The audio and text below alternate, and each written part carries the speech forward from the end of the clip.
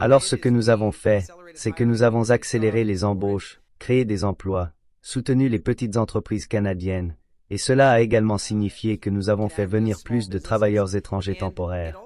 Et nous avons accueilli ces travailleurs étrangers temporaires pour combler des centaines de milliers de postes vacants. À la sortie de la pandémie, nous avions 1 million de postes vacants et tout l'écosystème nous demandait de faire venir plus de travailleurs afin de relancer l'économie. Nous l'avons fait. Maintenant, nous sommes plus proches de 500 000 postes vacants et vous avez entendu le Premier ministre, vous m'avez entendu à ce sujet.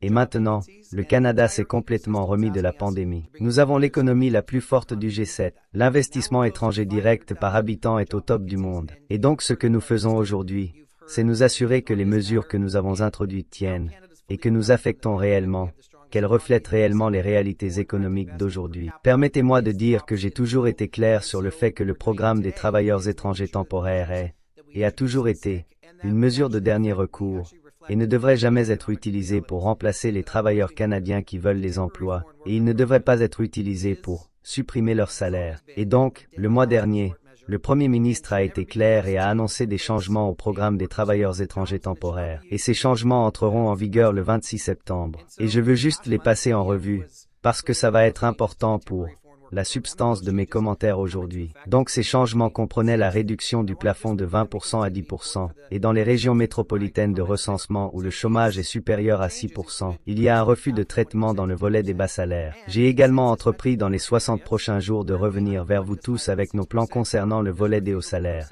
Aujourd'hui, je confirme que ce changement sera également applicable au traitement simplifié au Québec, qui n'a actuellement pas de limite de plafond. Comme je l'ai dit auparavant, et je vais le répéter, le programme des travailleurs étrangers temporaires est un accordéon. Il est conçu pour s'adapter à l'économie. Lorsque nous avons un grand nombre de postes vacants, nous pouvons faire venir plus de personnes, et à mesure que l'économie se resserre, nous fermons l'accordéon, et nous faisons en sorte qu'il soit plus difficile pour les gens d'entrer parce que Marc et moi, et notre gouvernement, voulons que ces emplois aillent aux Canadiens. Nous voulons qu'ils aillent aux personnes qui vivent ici. Nous voulons qu'ils aillent aux étudiants.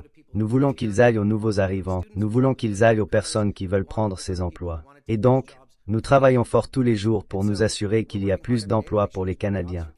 Nous constatons une légère augmentation du chômage, ce qui est une conséquence naturelle des taux d'intérêt élevés, qui sont également en baisse, et maintenant avec une inflation à 2%, qui a baissé sur 8 mois, c'est une pièce essentielle pour voir un tournant dans l'économie.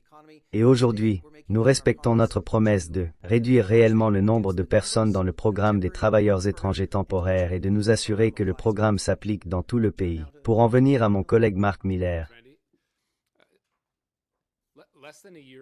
Merci Randy. Il y a moins d'un an, nous avons annoncé 3 grandes mesures en ce qui concerne les étudiants étrangers.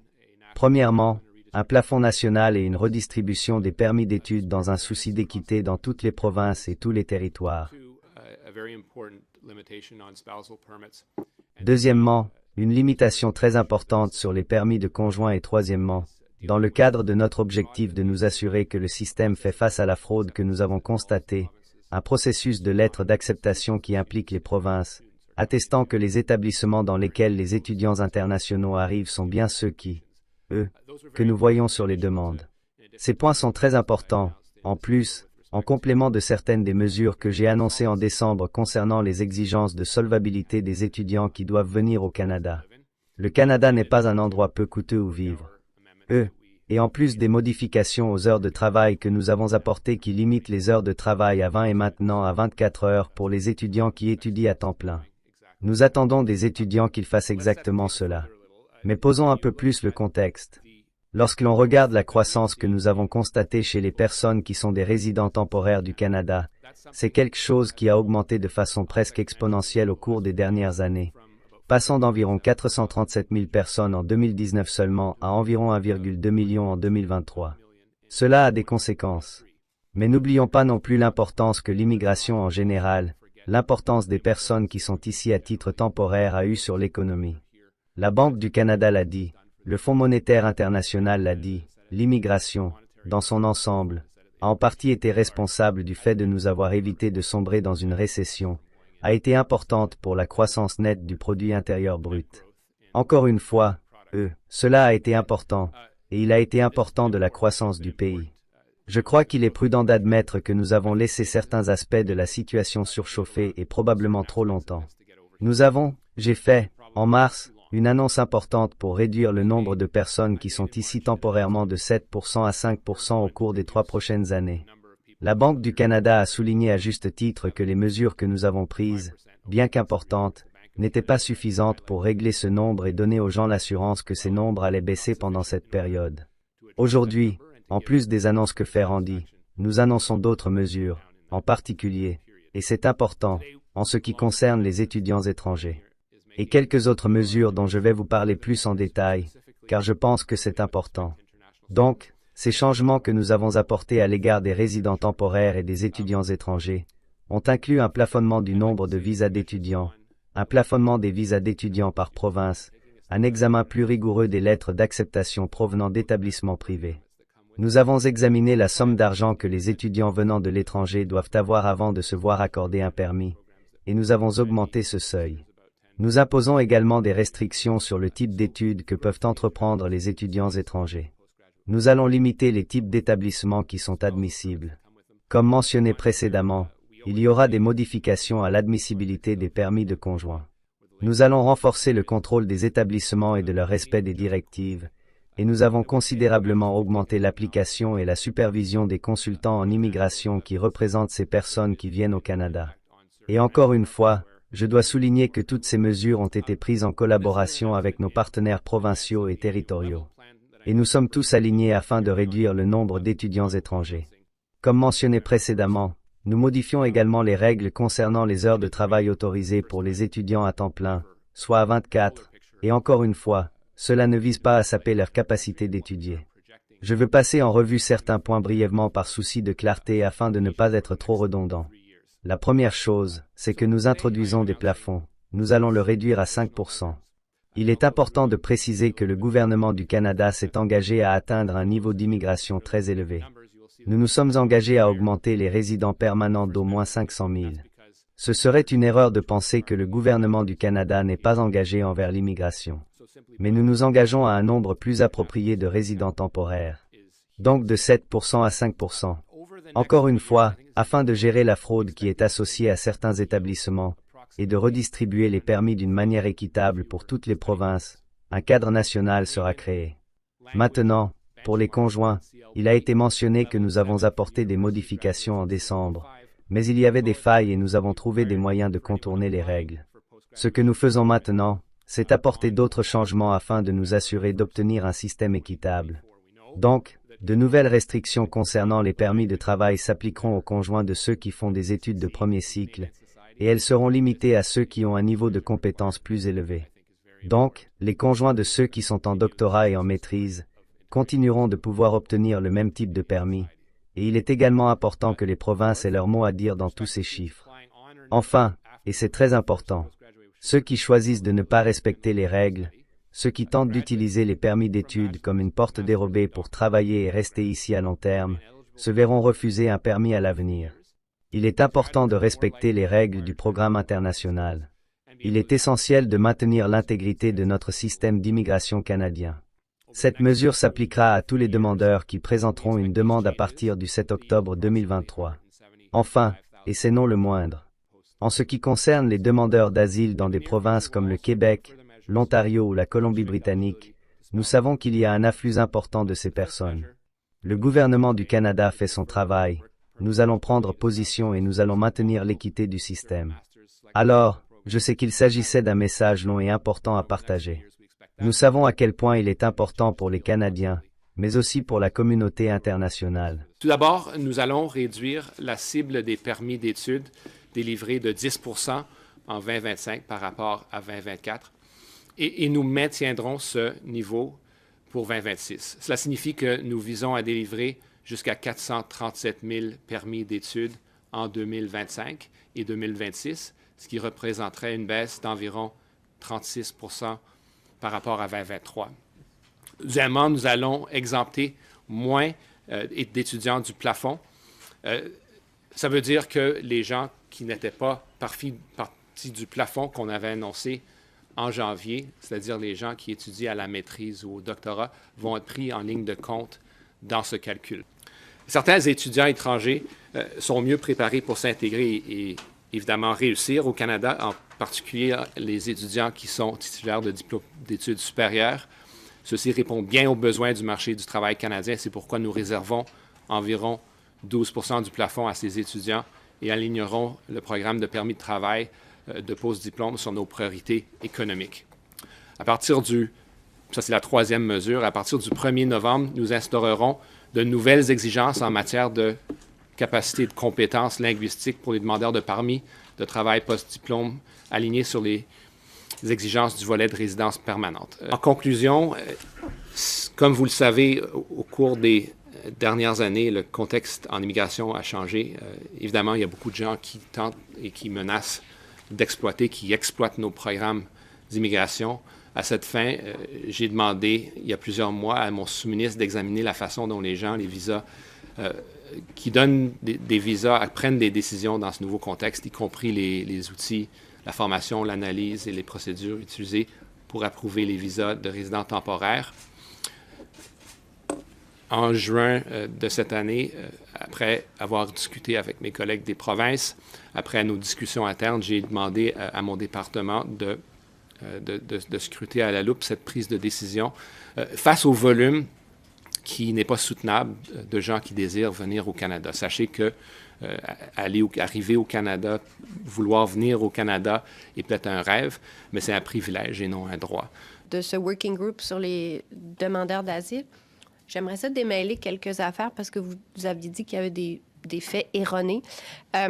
Qu'est-ce qui est sur la table exactement? Est-ce que c'est effectivement d'en répartir au prorata de chaque province? Je comprends peut-être les chiffres ne sont pas les bons, mais est-ce que le concept est le bon? Et on entend beaucoup les provinces qui n'en ont pas envie. Est-ce qu'il y en a des provinces qui sont ouvertes à le faire en ce moment, là?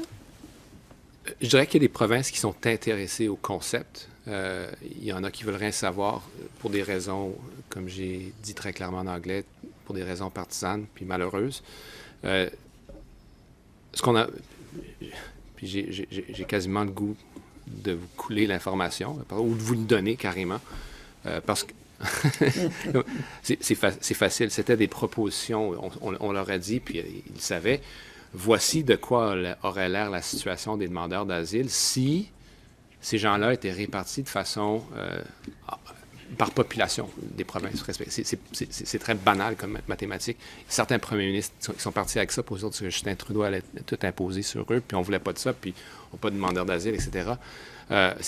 C'est trois nonos conservateurs, le premier ministre Houston, le premier ministre Higgs, puis le premier ministre Smith, qui sont apportés. Ils ont peut-être regardé les élections américaines, puis ils sont inspirés. La réalité est tout autre.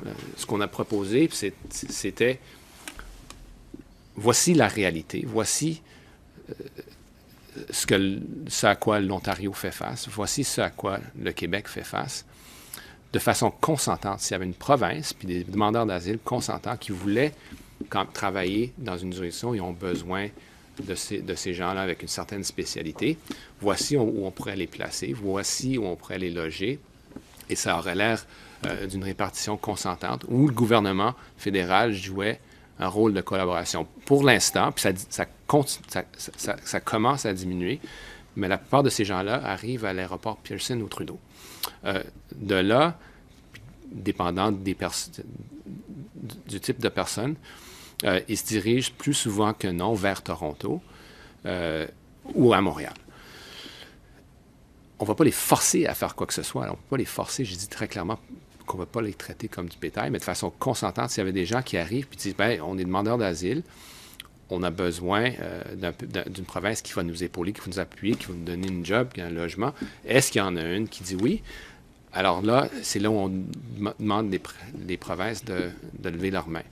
On a des discussions qui sont en cours, alors je ne veux pas trahir cette confidentialité, mais voilà, avec la sortie de ces trois premiers ministres, ça va être plus difficile parce que ça va devenir un enjeu encore politique, puis du capital politique qui se fait sur le dos des demandeurs d'asile. Alors, c'était jamais une question de forcer des demandeurs d'asile à coups de milliers sur une province en particulier. C'est de la foutaise pour des raisons électoralistes dans ces trois cas. Mais en même temps, j'essaie de comprendre, OK, vous ne voulez pas les forcer, mais vous avez aussi dit que si personne ne veut rien savoir, il y a des leviers.